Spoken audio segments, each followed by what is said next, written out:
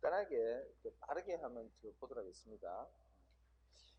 이제 경제생활 보시면은 이제 우리 경제생활은 자체가 뭐 생산하고 분배하고 소비하는 게 경제활동이라고 그랬죠. 그때 이제 우리 생산 유형도 좀 봤고요, 생산 요소도 봤고요. 생산 요소가 뭐 있었습니까? 그때 우리 공장을 이렇게 했다, 그지? 공장을 지었고요. 여기 토지, 그지? 그리고 여기 기계가 있습니다. 기계하고 옆에 사람이 있어, 그지? 이게 이제 우리 뭐 노동자입니다. 노동자고요.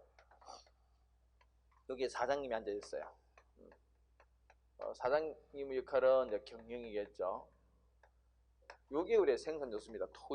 토지와 기계와 노동 그리고 경영이 합쳐서 어떤 생산을 하기 시작합니다. 그래서 이 그래서 토지의 그 몫을 지대 이렇게 있죠. 지대, 기계의 몫을 이자, 그죠?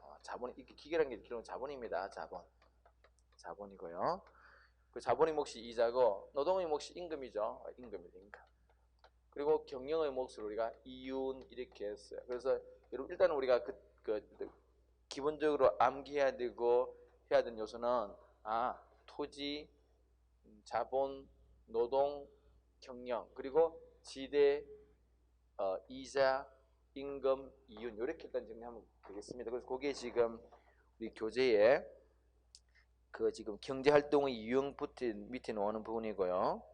오른쪽에 보시면은 그래서 우리 경제활동의 주체와 객체를 간단하게 구별했죠. 그리고 이제 가게와 기업을 합쳐서 민간 이렇게 해요. 민간이라 그래요. 민간 경제를 그럽니다. 민간 경제 주체고 여기에 이제 정부를 집어넣으면은 그게 이제 공공 이래 들어가요. 그래서 민간과 정부 공공을 합하면은 그래서 이거를 국민 경제 이렇게 이야기를 해요. 이게 이제 플러스 알파 해외가 들어가면은 국제 경제가 되겠죠. 일단은 우리 경제 주체는 가계, 기업, 민간, 정부, 공공, 전체, 국민 이렇게 말합니다. 기본적인 개념 틀들이에요. 그래서 우리 이제 가계의 역할 중에 하나가 뭐랬습니까? 가계는 우리 시장에는 종류가 두 개 있다 그랬죠. 종류는 시장은 생산물 시장이 있고 생산물 시장이 있고 생산 요소 시장이 있다. 그죠? 생산물 시장은 빵 이런 게 거래되는 시장이고 생산 요소 시장은 요게 생산 요소다. 그죠? 뭡니까? 토지 그리고 자본 노동 경영 이런 게 생산 요소. 우리가 보통 우리 좀 익숙한 생산 요소 시장은 주로 이 노동이죠. 그래 대표 그냥 노동 시장이라고 보면 돼요. 이 노동 시장에서 우리 가게와 기업이 각각 뭘 하느냐? 뭐 아시기로는 가게가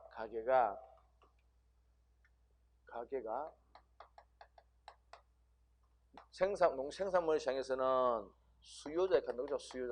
수요자라는 것은 사 먹는다, 그지? 이게 수요자 역할을 하고 생산 요소 시장에는 뭐 합니까? 공급자 역할을 하죠. 즉 다르게 말하면은 자기의 노동을 노동시장에 제공한 그런 역할을 한다, 그지? 기업은 그러면 반대로 기업은 생산물 시장에는 공급자 역할을 하고 만들어 제공한다, 그죠? 반면에 생산 요소 시장에서는 이거는 수요자 역할을 하죠. 수요자라는 것은 노동을 고용한다 이런 말이죠. 그래서 우리가 이 각각의 시장에서 가게와 기업이 어떤 역할을 하는지 그것만 좀 보면 되는데 그래서 다시 한번 확인해 봅시다.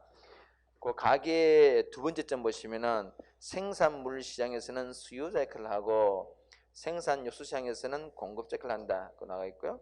다음 기업은 뭡니까? 기업은 두 번째 점 보시면은 생산물 시장에서는 공급자, 요소 시장에서는 수요자. 오케이, 이제 그렇게 기억하시면 되겠습니다. 자, 그 뒷부분은 뭐 굳이 안 봐도 될 것 같아요. 근데 우리 희소성 가볼게요. 희소성이 어떤 개념이었습니까? 희소성이라는 것 자체는 뭔가 지금 우리가 가지고 있는 부존 자원이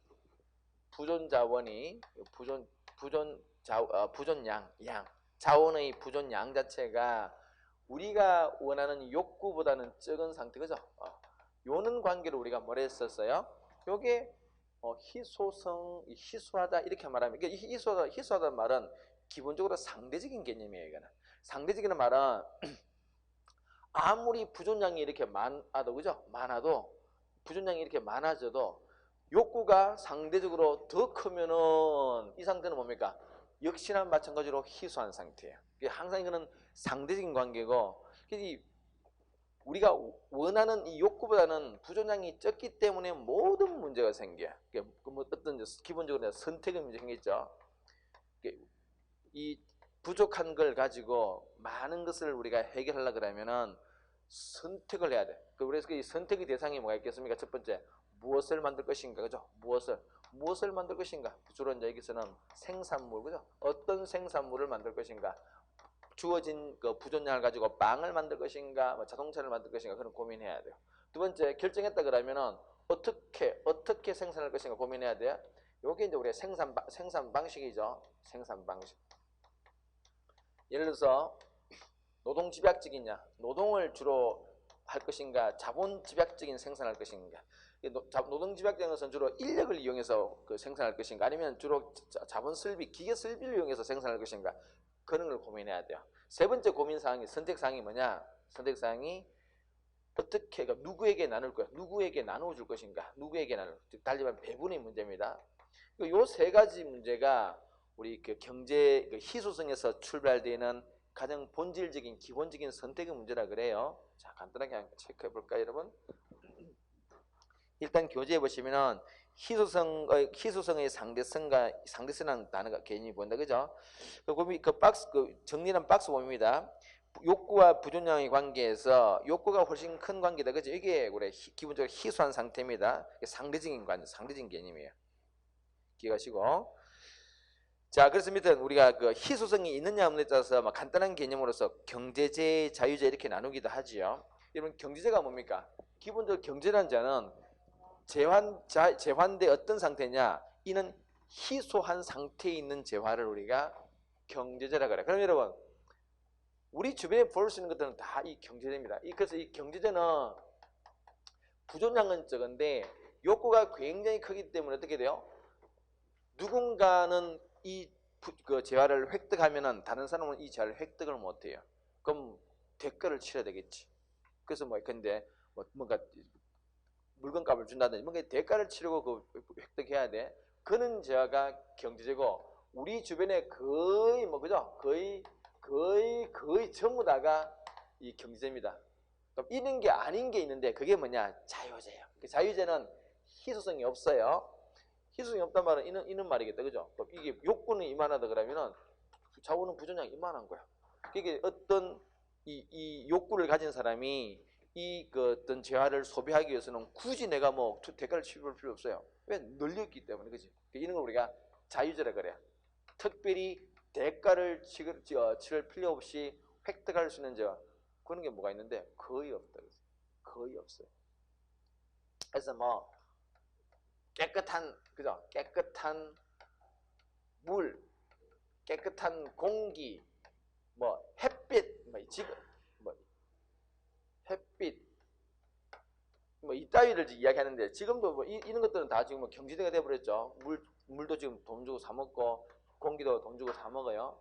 햇빛 정도가 이제 아직은 그나마, 앞으로도 햇빛도 여러분 이건 만만찮아요. 이것도 햇빛도 이게 만만찮게 경제제가, 자유제가 아닐 수가 있어요, 여러분.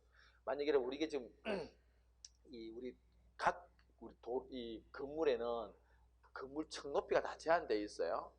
왜냐하면 이게 일조권을 침해할 문제가 생길 수 있어요. 일조권인 게 뭐예요? 햇빛을 쬐을 수 있는 권리, 그지? 만약에 여러분 우리 집은 2층짜리 집이야. 그 옆에 50층짜리 빌딩이 들어옵니다. 근데 햇빛이 여기 있어요. 그럼 나는 어때요? 우리 이 집은 1년 내내 앞으로 평생 햇빛 볼 가능성이 없습니다, 그지? 이런 것들도 만약에 이렇게 되면 어떤 문제가 생길까요? 사실 이런 식으로 건물 들었으면 안 되지만은, 만약 들었다 그러면 이 집이 햇빛을 맛보려 그러면은 뭔가 이렇게 이 햇빛을 반사해가지고 쏘는 뭔가 설치를 해야 돼요. 당연히 돈이 득시 한다는 거죠. 그러면 이때는 더 이상 햇빛도 이제 자유제가 아니라는 거죠. 어쨌든 이런 것들 우리 개념들이 기본 개념들입니다. 자, 그래서 거기에 경제제, 자유제 했고요.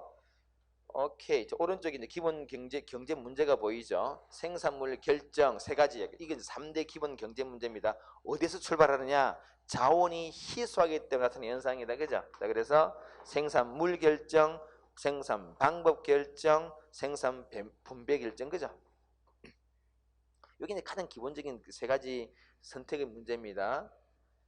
자, 그럼 밑에 이제 우리 통계와 그래프. 요게 이제 되게 중요한 주제였죠? 다시 한번 정리해 볼까요? 통계와 그래프입니다. 이 통계와 그래프 요 주제는 꼭 경제 우리가 문제를 풀기 위해서만 알아야 되는 주제가 아니라 모든 사회 문제를 다 풀려면 알아야 되겠죠. 그게 뭐 사회 문화든 정치 문화든 문제든 다 이 기본적으로 이걸 알아야 풀 수 있어요. 자, 일단 여러분 뭘 알아야 됩니까? 절대값과 변화율. 일단 요걸 알아야 된다. 그죠? 요걸 한번 볼까요? 절대값과 변화율을 알아야 이 문제를 풀 수 있어요. 여러분, 그러니까 변화율은 뭔가요? 이거? 속도죠, 속도. 뭔가 변하는 속도야, 변화하는 속도. 그래서 여러분, 그때 우리 그 경제학적인 관점에서 보게 되면은 절대값에 해당되는 게 근데 GDP 크기, 이거는 GDP 변화율 이렇게 말한다는 거죠. 근데 수출액, 이거는 근데 수출액 변화율 등등등등등. 그래서 여기 이제 변화율과 그 규모의 관계인데 여기 절대값 또는 규모입니다. 규모인데 그럼 이건 어떻게 우리가 이제 어떤 관계가 있냐? 이게 시험에 잘 나오는 주제고요. 잘 나오는 주제고 정확하게 이해하고 있으면은 굉장히 쉬운데 첫 번에 여러분 이해를 잘못 깨고 있으면 이거 진짜 어렵게 느껴지는 주제입니다. 자, 간단하게 우리가 다시 그 기억을 정리를 해보도록 하겠습니다. 요거였죠. 수업 시간에 내가 그죠? 키. 아이들이 태어나면은 그죠? 태어나가지고 빵살 태어났어, 그죠? 10살, 20살 이렇게 30살까요? 80, 90대 이렇게 갑니다. 요즘 80살은 보통 다 80도 안 넘죠. 어쨌든 여러분 사람이 태어나서 10살 이렇게 됐어요. 우리 애들 키 크는 속도 한번 볼까요? 속도. 키 크는 속도가 10살, 우리 태어나서부터 10살까지는 진짜 무럭무럭 커요. 거의 우리 옛날에 그 시골의 할머니들이 이런 말을 써요. 아이들이 키 크는 게 꼭 뭐가 같으냐? 이 콩나물에 물을 주면은 콩나물이 쑥쑥 크듯이 키가 큰다고 했지. 그리고 밤에 여러분 촌에는 시골에는 집에서 콩나물을 키워 먹어야 이렇게 똑같은데 밑에 이렇게 콩나물이 있는데 밤에 이렇게 물을 줘. 그러면 밤새도 이놈이 막 잘 올라와요. 근데 진짜 잘 자라요. 마치 그는 굉장히 빠른 속도. 그래서 10살까지 키 크는 그 속도를 비율로 말해가지고 한 10% 속도로 커진다 볼까요? 물론 그렇습니다.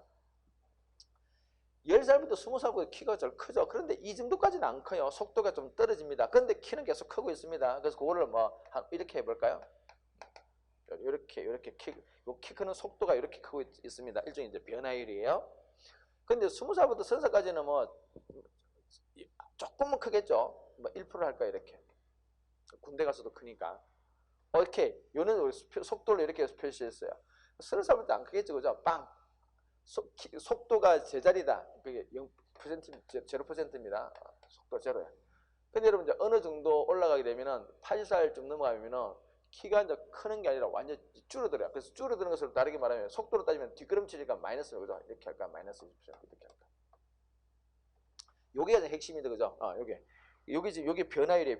변화율 속도입니다. 속도가 플러스 10, 속도가 플러스 5란 말은 뭐예요? 이런 말은 속도가 지금 속도가 줄어들고 있어요. 속도가 줄어든다 해서 키가 줄어든 거 아니죠. 키는 계속 커지고 있습니다. 키는 계속 커지고 있어요. 이렇게 계속 커지고 있는데 다만 커지는 속도가 좀 줄어들 뿐이에요. 그러다 계속 커지고 있습니다. 그러다 여러분 속도가 제로란 말은 뭐예요? 제자리, 그죠? 제자리 있습니다. 그러다가 키 크는 속도가 마이너스 뒷걸음질 이 순간부터는 키가 오히려 줄어들겠죠. 이렇게. 이게 이제 핵심이에요. 속도가 이렇게 줄어든다 하더라도 키는 계속 일단은 커지고 있더라. 이게 핵심입니다. 이게 속도가 줄은다. 이게 앞에 플러스 인 하는 거지. 다만 이게 마이너스가 되는 순간 여러분 속도가 줄어들겠죠.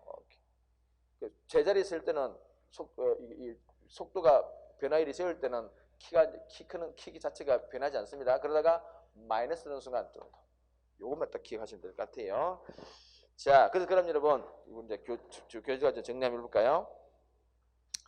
그렇게 그림이 보이죠? 이게 그 양가로 2번에 보세요. 정가율이 감소한다 해서 절대값까지 감소하는 것을 한다. 이게 핵심입니다. 이 문장 자체가 이제 이해되면은 다 이해된 거야. 보세요. 정가율이 지금 플러스 10%에서 플러스 5, 플러스 1로 줄어들었어. 그죠? 그 정가율이 감소한다 하더라도 어때요 지금? 하더라도 키 자체가 규모는 계속 커지고 있습니다. 다만 커지는 속도가 좀 줄어들 뿐이지 계속 커지고 있어요. 그래서 정가율이 감소한 데서 규모까지 감소하는 것은 아니다. 그래서 그림에 보면은 그 뭐 1996년, 1997년 나오죠. 1998년도 나옵니다. 99년. 일단 96년하고 이제 97년 비교해 보면은 그 GDP 증가율 자체가 좀 떨어졌죠. 한 6에서 한 5 정도 떨어졌습니다. 그지? 그렇다 하더라도 우리가 이제 이 96년도와 97년도의 GDP 증가 속도는 96년도 훨씬 컸지만은 다르게 말하면 97년도가 속도는 좀 떨어졌지만은 그래도 GDP 자체의 규모의 크기는 97년도 더 크죠. 그것만 이해하면 되는 거지. 그러다가 여러분 어떻습니까?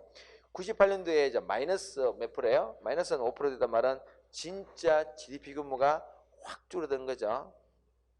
그러다가 99년도에 다시 플러스로 바뀌었다가 2000년대 보시면은 한 7% 정도로 다시 증가했죠. 근데 99년도는 한 10%고 증가 속도가 2000년도는 한 7%밖에 안 된다 하더라도 GDP 규모 자체는 2000년도 훨씬 더 크죠. 네, 그래 그것만 이해하면 되겠습니다. 밑에 이제 정리되어 있죠. 증가율이 양인 경우는 일단 규모는 계속 커지고 있다. 다만 추세가 좀 둔화됐을 뿐이다. 그게 핵심입니다. 이번에 증가율이 음일 때는 뭐라고요? 진짜 규모가 줄었다는 거죠. 오케이. 자, 그 정도 볼까요? 옆에 있는 우리가 개념학의 문제는 굳이 풀지 마세요. 이거는 지금 좀 약간 조금 더 난도가 아주 센 문제이기 때문에 굳이 안 봐도 될 것 같아요. 자, 넘어가도록 하겠습니다. 넘어가고요. 다시 우리 OX 한번 다시 확인해 봅시다. 거기에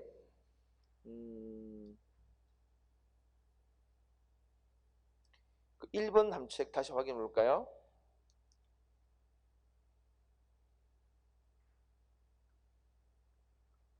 생산 물시장에서는 수요자, 요소자재는 공급자. 이게 누구예요? 우리 이 가게죠. 가게가 생산 물시장에서 빵을 사 먹고 노동시장에서 노동을 공급한다. 그지? 가게를 이야기합니다. 자, 밑에서 14번 볼까요? 정가율이 양인 경우에 규모 절대값은 일단 양인 경우는 일단 저렇게 계속 크지 않는다. 그죠? 규모는 계속 커지고 있습니다. 이 이야기다. 그죠? 플러스 10, 플러스 5, 플러스 1이라 하더라도 이게 양인 경우는 계속 규모는 어쨌거나 계속 커지고 다만 커지는 속도가 굉장히 빠르게 좀 천천히 커진다. 그러나 계속 커지고 있다는 이야기죠. 그 이야기입니다. 그죠? 자, 거기가 가장 핵심이고요. 체제는 넘어가도록 하겠습니다. 넘어가고. 자, 우리는 그래서 이제 그 기본 경제 문제의 그 합리적 해결로 이제 들어가겠습니다. 제 3절이죠. 그래서 우리가 자원이 부족하기 때문에 그래서 우리 자원은 희소한 상태이기 때문에 아까 뭘 한다 그랬어요? 선택한다 그랬어. 근데 그럼 선택은 어떤 선택이 될까? 당연히 합리적인 선택 이해한다 그죠? 그럼 합리적 선택이 뭔데? 그 합리적 선택을 우리가 분석하는 툴 자체가 선택 자체가 합리적이 되기 위해서 편익과 선택에 따른 편익과 비용을 분석하는 이 비용 편익 분석을 쓰죠. 그죠? 기본적으로 어떤 선택할 때는 당연히 비용이 발생합니다. 선택에 따른 비용이 발생한다는 이야기지. 그럼 그 비용을 들음에도 불구하고 그 선택하는 이유는 뭡니까? 편익을 보고 우리가 선택한다 그지? 그럼 여러분 만약에 우리 어떤 선택에 따른 비용이 100인데 그에 따른 편익이 150 정도 되면은 이거는 비용 대비 편익이 훨씬 크니까 이런 편익이라는 말 자체가 뭡니까? 이게 만족감이죠. 그죠? 그러니까 우리가 느끼는 만족감 그런 걸 이야기합니다. 그런 것들이 비용보다 더 크면은 당연히 그죠? 내가 지지난주인가 우리 그 딸내미랑 알라딘이라는 영화를 보러 갔다 왔어요. 그러던데 어른이 아저씨가 보고 앉아 있기는 참 좀 그렇던데 그래도 뭐 딸이 앉아 있으니까 봤는데요. 진짜는 영화 오랜만에 보여. 하여튼 만원 정도 보고 주고 들어갔어. 만원 된 것 같은데 내 기억에. 하여튼 만원 정도 들은 것 같아. 근데는 만원 정도 두고 봤으면은 그 즐거움이 15,000 정도 돼야 될 거 아니야, 그죠? 이래야만 어떻습니까? 이게 비용 대비 크니까 괜찮다, 그지? 만약 근데 그게 아니라 요것밖에 안 되면 그지? 요거는 만원인데 부천 같으면 이거는 인원관계라면 이거는 굳이 갈 필요 없다 그러죠. 근데 사실 나는 이 정도였었어요. 나는 우리 딸내미 이렇게 그지? 이렇게. 어쨌든 이는 상태가 되어야 이제 우리가 선택을 잘했다 이렇게 평가하겠죠. 요걸 이제 다르게 이렇게 말하죠. 뺀다 그지? 빼면 이렇게 빼면은 5,000 되겠지, 그지? 요걸 우리가 순편익이다. 그러니까 다르게 말하면은 순편익 자체가 플러스면은 그 선택은 괜찮은 선택이 되게 말한다, 그죠? 그래서 요 편익에 해당되는 게 여러분 소비자라면은 이게 우리 효용이라 그래요. 효용이고 기업의 입장에서 이게 우리 수익이 됩니다. 수익. 요거는 나중에 이제 우리가 별도로 소비자 이론 파트에서 기업 파트에서 효용의 계산 방식이라든지 수입의 계산 방식 그것도 별도로 공부할 것이고요. 자, 이번 시간에는 여기가 가장 핵심이라 그랬죠, 그죠? 이게 비용이 어떤 비용이었습니까? 앞에 기회란 말부터 그죠? 기회비용입니다. 그래서 지금부터는 우리가 비용 편익 분석에서 제일로 정리한 요 비용, 기회비용을 정리를 다시 해보도록 하겠습니다. 너무나 기본적인 부분이기 때문에 요때 이제 오늘 우리 잘 이해해 두셔야 앞으로 우리 저 뒤쪽에 가서 그죠? 국제경제 같은 데 가서 다시 이게 계속 반복 나옵니다. 그러면은 그때 잘 이해될 것 같아요. 지금부터 비용 보도록 하겠습니다. 비용. 이 비용은 우리가 이제 경제학에서 사용하는 비용 자체가 이 기회비용이라는 게 있습니다. 기회비용. 앞에 사실 이 기회란 말은 너무나 당연하기 때문에 그냥 보통 빼고 그냥 비용 이렇게 말합니다. 근데 이런 비용 그래도 앞으로 기회란 말을 넣어서 생각하시면 돼요. 그러니까 기회비용이란 말 자체가 생소한 개념이 아니라 그냥 우리가 보통 쓰는 개념인데 앞에 그냥 빼고 그냥 쓰는다, 그지? 근데 지금은 붙여서 다시 불러봅니다. 기회비용이에요. 자, 기회비용이란 말은 있는 거다, 그죠? 자, A, B, 여러분 앞에 A, B 두 가지가 있습니다. A도 있고 B도 있어요. A를 선택할 수도 있고 B를 선택할 수 있어. 근데 두 개 중에 하나만 선택해야 되지 두 개를 선택 다 못해요. 그래서 고민 끝에 A를 선택했습니다. 어쩔 수 없이 A를 선택했어. 하나만 선택. 근데 당연히 이거는 포기한다, 그죠? 그러니까 기회비용은 뭐냐? A를 선택했기 때문에 이제 B를 더 이상 선택 못한다, 그지? 그래서 선택하지 못한 B의 가치, 이게 A의 기회비용. A를 선택했기 때문에 B를 놓쳤다, 그죠? 그래서 우리가 이렇게 예를 듭니다. 얘가 뭐 진학하는 거야. 뭐 대학이든 대학원이든 얘는 취업하는 거야. 연봉이 있습니다. 연봉이 그냥 3,000 정도, 그죠? A는 진학하는 건 옵션이고 선택기이고 B는 취업하는 건데 B 취업하면 연봉을 한 3,000 정도 주겠대. 고민이다, 그죠? 고민이야. 연봉 3,000 받고 그냥 취업할까? 아니면 진학 좀 가서 공부 좀 더 할까? 뭐 이렇게 고민 끝에 고민하다가 진학을 선택했어요. 그러니까 이걸 포기했다, 그죠? 포기. 그럼 이 B의 가치는 우리 B의 가치를 돈으로 환산하면 얼마예요? 그죠?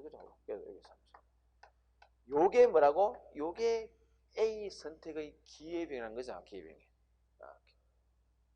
하나만 더 본다면은 약간의 C도 하나 그것도 취업이에요. 요거는 연봉이 근데 한 5,000 주는 거야.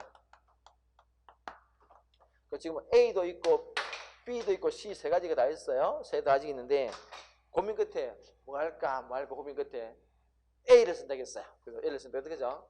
자, 그럼 A를 선택했기 때문에 무엇을 놓쳤을까? 즉 다르게 말하면은 A 선택의 기회비용이 뭘까? 여러분 우리가 이거 만약에 요 C가 없을 때는 요 두 가지밖에 선택의 대안이기 때문에 두 가지 고민했겠지. 근데 C가 들어왔어요. 근데 요 C가 어떻습니까? 좀 강력하다, 그죠? B보다는 훨씬 강력한 그 대안이야. 그럼 그때부터 이제 B는 안중이 없습니다. 그죠? B는 사라지고 뭐와 뭘 고민한다고? A를 할까 C를 할까 요래 두 가지를 고민했겠지, 그지? 이건 B는 더 이상 이제 이게 옵션에서 빠질 뿐이다, 그죠? 그래서 AC 그걸 고민하다가 A를 선택했어요. 자, 그러면 우리 기회비용 뭐가 됩니까? 요놈, 요 5천 요게 기회비용이에요. 자, 그래서 우리가 기회비용을 이렇게 얘기합니다. 기회비용에서는 내가 선택할 수 있는 것 중에서 얘를 선택했어요. 선택하고 나면 나머지 것 BC 선택하지 못한 나머지 BC, 그죠? BC 중에서 즉 선택한 나머지 중에서 B가 아니고 C, 이걸 우리가 나머지 중에서 최선의 것, 최선의 어떤 가치. 그래서 이걸 우리가 기회비용 그래요. 자, 일단 교재 한번 보도록 하겠습니다. 거기 보시면 기회비용 개념 보세요. 일단 그 위에 우리가 합리적 선택에서 비용 편익 분석 다시 확인해 볼까요? 이거는 너무나 기본적인 틀이지만은 중요한 부분입니다. 그래서 거기에 박스 안에 봐봐. 편익이 있고 두 번째 비용이 보이죠? 비용이 보입니다. 그 밑에 이제 순편익 넣죠. 그 순편익이라는 말은 뭔가요? 편익 빼기 비용이다, 그죠? 자, 그래서 밑에 보면은 뭐 어떻게 선택하는 게 좋냐? 순편익이 0보다 큰 게 좋다. 당연한 얘기죠. 밑에 지금부터는 요때 아까 이 편익에 해당되는 게 뭐래요? 요 편익에 해당되는 게 기업의 입장에서는 수입이 되고 소비자는 효용입니다. 요건 아까 내가 별도로 우리가 나중에 가서 아주 꼼꼼히 공부를 합니다. 별도로. 일단 지금 이건 안 보고 얘를 보는 거야. 비용만 보는 겁니다. 비용만. 자, 그래서 비용 보시면 밑에 기회비용의 개념 박스 한번 볼까요? 자, 기회비용이란 것은 자, 천천히 읽으면서 음미를 하세요. 어떤 선택을 함으로써 여러분 머릿속에 이 세 가지 집어넣으나 어떤 것을 선택함으로써 A를 선택했다, 그죠? 포기해야 되는 나머지 것들 중에서 뭐 최선의 C, 그죠? B가 아니거든. C의 가치를 다만 거기서 여러분 좀 더 아직까지는 오케이 말이 나왔으면 하겠어요. 여기 순 가치야. 정확한 워딩은 정확한 말은 포기해야 되는 것 중에서의 C의 가치가 아니라 정확한 게 말하기는 C의 순가치야. 순가치. 자, 그건 뭐 이런 말이죠, 여러분. 만약에 있잖아요. 이거 이제 순가치야, 순가치. 이야기 이거는 지금 우리가 취업을 하는데 연봉 5천이잖아요, 그치? 근데 이럴 수 있잖아요. 취업을 하면은 5천을 받을 수 있는데, 근데 조건이 있어요. 취업을 하려고 그러면은 어떤 자격증이 필요해. 근데 그 자격증을 따는데 비용이 좀 발생해요. 비용이 한 5천 정도 5천 아니고 한 500 정도 들어가. 비용이 자격증을 따는데 비용이 한 500 정도 들어가. 그럼 봐봐요. 그러면은 연봉이 5천인데 내가 자격증을 따면 500 빠져나가야 되나, 그지? 그러면은 내가 취업했을 때 내가 받게 되는 연봉이 5천이 아니지, 그죠? 얼마밖에 안 돼요. 그지? 그래서 사실은 여기에 정확한 기회비용의 개념입니다. 순가치입니다. 여기까지. 그래서 순가치다까지 기억하시고요. 오케이. 거기 그래서 밑에 니은에 보시면은 왜 순가치가 기회비용이냐가 말 나오죠. 순가치가 왜 기회비용인데 계속 보겠습니다. 거기에 이렇게 소개하고 있죠. 별도의 자선의 대안을 선택하기 위해서 별도의 비용이 발생한다면은 그거를 우리가 감안해 줘야 되기 때문에 그래서 그거는 빼줘야 됩니다. 오케이, 여기까지 보시고요. 자, 다음에 그래서 우리 이 기회비용의 개념을 경제학에서 사용하는 비용 개념은 다 기회비용이고요. 근데 기회비용은 이제 종류가 두 가지가 있다 그랬어요. 다시 한번 볼까요?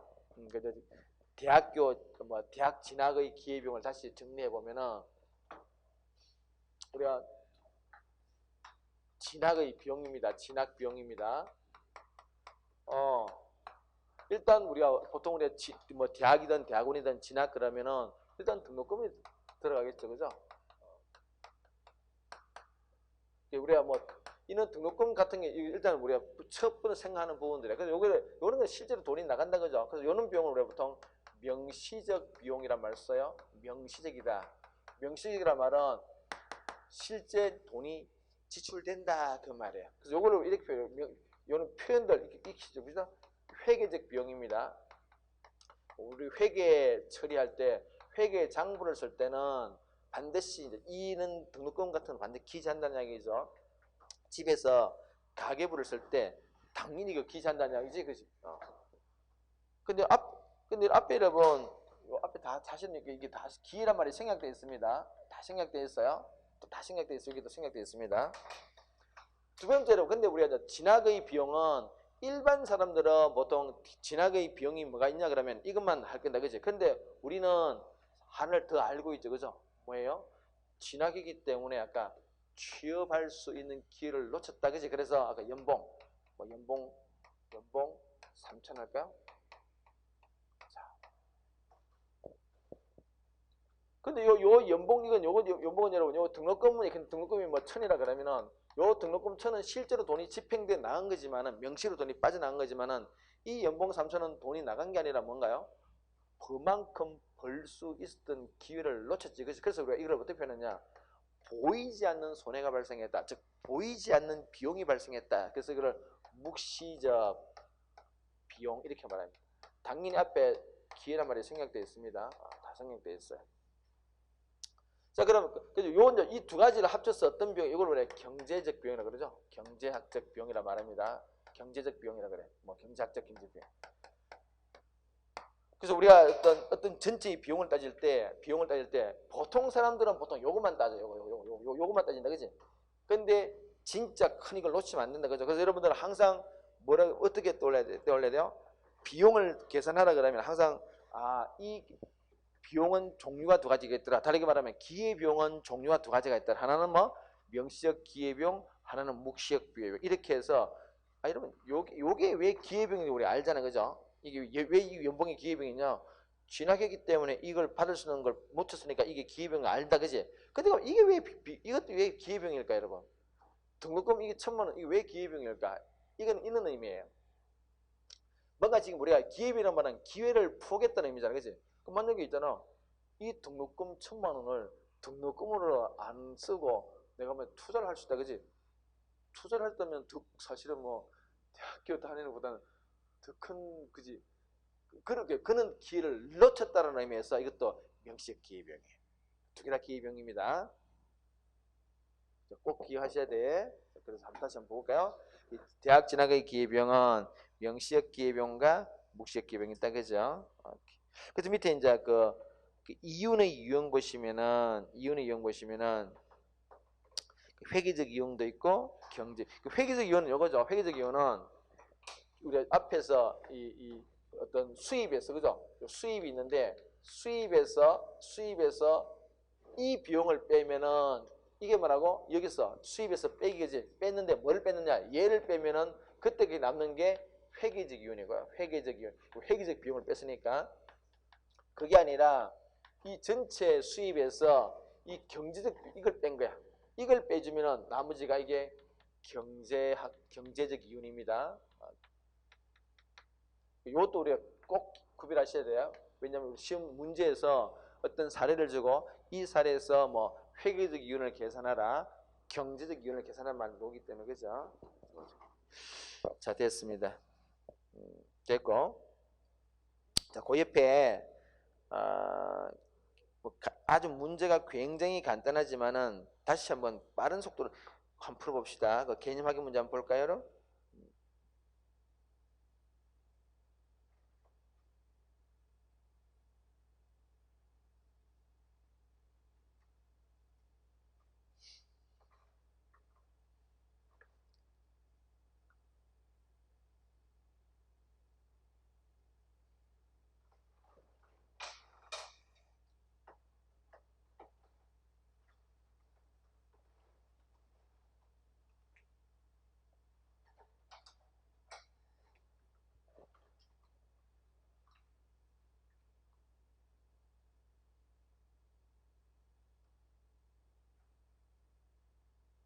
자, 보시면은 그 한 달 소득이 500이었던 김 씨가 이제 직장을 그만두고 아이스크림 가게에서 차린다, 그죠? 한 달 동안 얼마 벌었냐? 이거 수입이죠, 수입, 그지? 수입과 이제 비용을 비교해야 될 거 아니에요, 그죠? 비용 비교해 봅니다.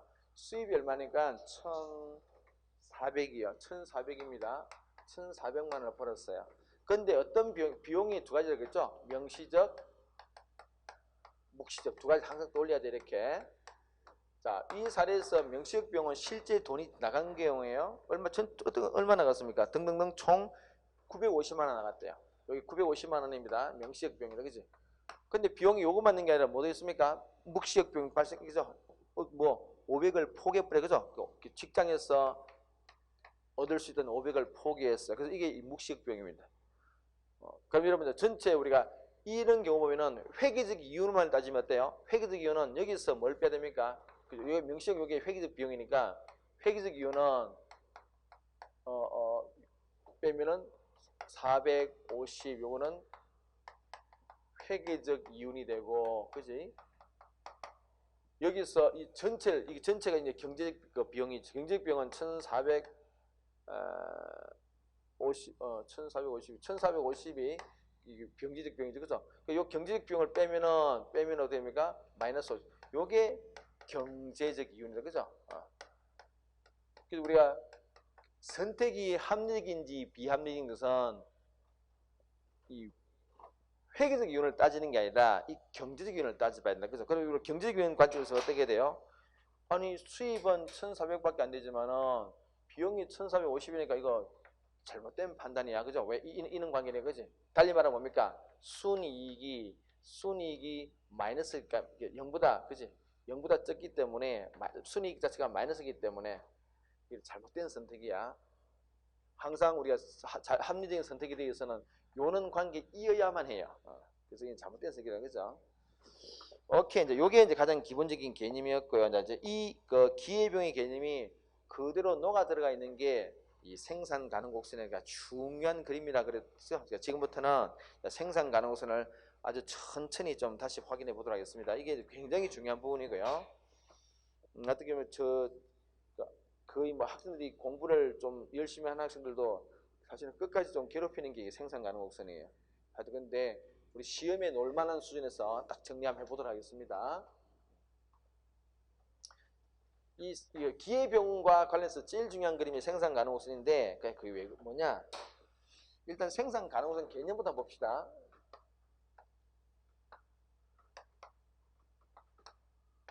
말 그대로 생산 가능 곡선이요. 생산할 수 있는 최대치를 보여주는 그림이에요. 한 나라의 경제가 가지고 있는 부존량, 자원의 부존량이 있겠죠. 그 자원의 부존량을 가지고 Y제에 전량 투입합니다. 그러면은 얼마까지 생산할 수 있냐? 이만큼 생산할 수 있어요. 이만큼. 한 100개를 생산할 수 있어요. Y제만 생산한다면은 100개는 생산할 수 있어. 근데 그 부존 자원을 X제만 전량 투입하면은 X는 한 10개쯤 생산할 수 있어. 생산의 최대치죠, 그죠? 요렇게 좀 극단적으로 생산할 수 있지만은 또 Y도 좀 생산하고 X도 좀 생산할 수 있겠죠? 그럼 뭐 중간쯤 되겠네, 그죠? 뭐 이렇게 할까요? 이렇게. 한 50개, 5개 이렇게 생산할 수 있어요, 그지? 요 점들을 쭉 연결하면은 생산할 수 있는 최대치를 요 흰선이 지금 뭘 의미하느냐? 이 경제가 생산한다면은 할 수 있는 최대치를 보여주는 거예요. 이 최대치란 말은 뭡니까? 이 밖은 생산할 수 없다는 얘기죠. 예를 들어 이런 거 보겠습니다. Y를 50개 생산하면은 X는 5개만 생산을 가능하다, 그죠? 물론 요는 최대치니까 이거는 당연히 가능하겠죠. Y를 50개 생산하면서 X를 예컨대 3개 생산을, 이런 것들은 A 같은 경우는 당연히 생산할 수 있습니다. Y를 50개 생산하면서 X는 3개 당연히 생산할 수 있어. 근데 이거는 뭐예요? 이거는 Y를, 자, 여기 B 좀 어떤 게, B는 Y를 50개 생산하는데 X는 5개까지 생산할 수 있잖아. 근데 5개를 생산할 수 있는데 3개밖에 생산 안 한다는, 이것은 자원을 풀로 활용하지 않는 그런 상태다, 그죠? 그래서 우리가 이 생산 가능 우선은 A가 아니고 B 생산, 색깔을 바꿔볼까? 요 노란 선 자체가 생산 가능 우선입니다. 이게 최대치다, 그죠? A는 최대치가 아니지. 왜? 3개밖에 안 하니까. 근데 요게 최대치가 됩니다. 이 말을 또 다르게 말하면 어때요? 밖에 있는 거. 예를 들어서 C 같은 거는 어때요? C가는 Y를 50개 생산하는데 X는 6개야. 이거는 생산 못하죠. 왜요? 지금 생산할 수 있는 최대치가 Y를 5개라면 X는 Y가 50개라면 X는 5개밖에 안 돼. 6개는 할 수 없어. C 같은 건 안 돼. 우리가 생산 가능 곡선이 요는 B 같은 선들을 쭉 연결하는 선이에요. 당연히 요 안에 내부는 다 생산할 수 있어. 생산할 수 있지만은 조금 뭐 BA 같은 것들은 자원을 풀로 활용하는 그런 상태가 아니에요. 그래서 우리가 보통 이렇게 하면 이야기합니다. A는 보통 어떤 경우냐 그러면은 저 경우는 뭐 실업자가 좀 많다든지, 그지?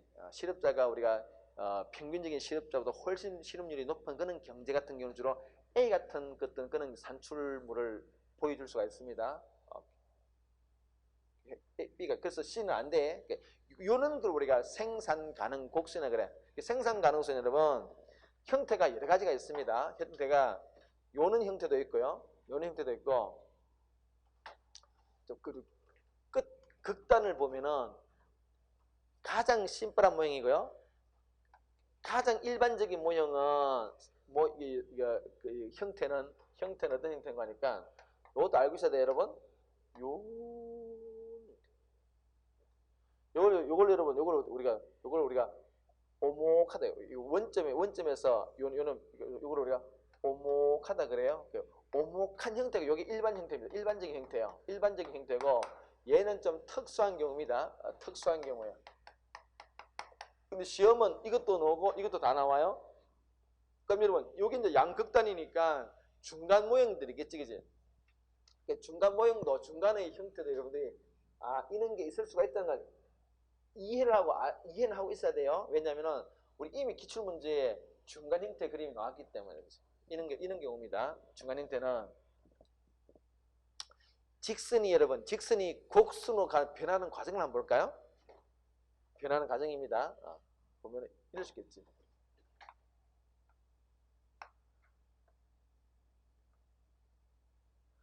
선이 하나인데, 그지? 탁 꺾겠다, 그죠? 또 그죠?